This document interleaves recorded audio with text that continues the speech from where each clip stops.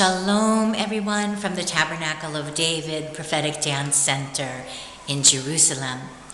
Well, it has been a revelatory day, and I really believe a large part of that is due to dancing in the Spirit and letting God just move, the Holy Spirit move through my body and show me a lot of things, because Holy Spirit wants to move through us. I spoke about it this morning. My understanding of the prophetic is simply bringing forth the heart of God here and now. And we can all prophesy if we are blood-washed children of God, because the Spirit of the living God, Yeshua, which means salvation, Jesus, lives and breathes and has its being within us. And so if we are attuned to the Spirit, we can prophesy, which is meant to edify and encourage our brethren. So today has been a revelatory day, and I wasn't looking for this stuff, but it's been like an epiphany. All the years that I have been in the church institution, I've been a believer about 30 years. I grew up in synagogue. I did not grow up in the church. And so I've been going to church since I'm 29. I'm not quite 59 yet, a couple of months. Anyway, so the revelation of the hurt over the years and the treatment over the years and the things that I was told to just swallow, and the crap, the garbage that I have withstood. And you know, it's so interesting. I've said over the years that the warfare in our lives as a believer here in the land is in the body of Messiah, whereas back in New York, there was warfare, but I wouldn't say it was in the body of Messiah. And I mean, this is hitting me like a ton of bricks today. My friends and how we've been hurt at different times by leadership and others, because we are just simply fallen. We're fallen men and women is what we are. But God is actually, I'm not looking for it. God is bringing it all to my memory, all of it, because I have to forgive. I mean, we need to know what's there so we can forgive.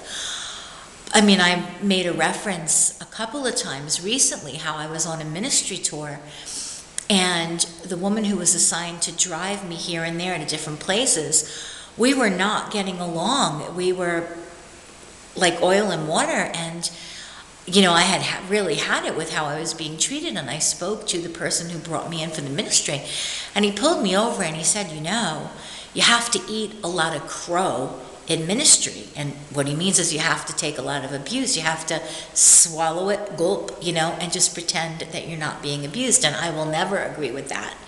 And so today, as I said, third time, it's been a revelatory day.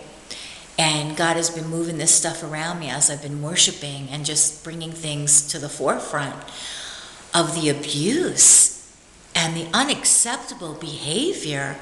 All of these years, it's like, oh my God, you know, so what we thought was warfare in the body, and we're saying, oh no, God's pruning me. Yeah, he is pruning us, but I'm talking now specifically about what we called warfare in the body of Messiah.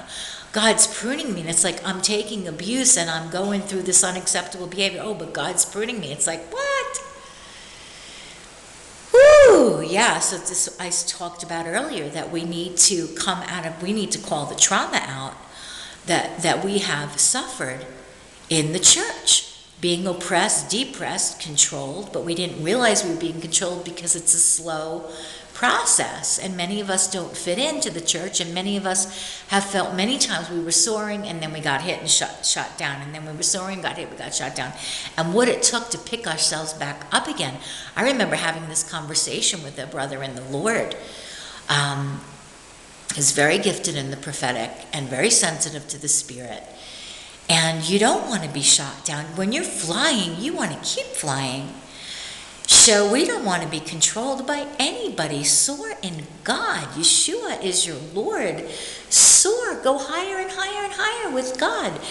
Ask God to show you who you need to forgive so you can move on. We love, we bless when we release people to God. And, you know, Father, forgive them, for they know not what they do. And those who have sinned against us, we say, Lord, please have mercy upon them. Don't hold their sin against them, because he doesn't hold our sin against us.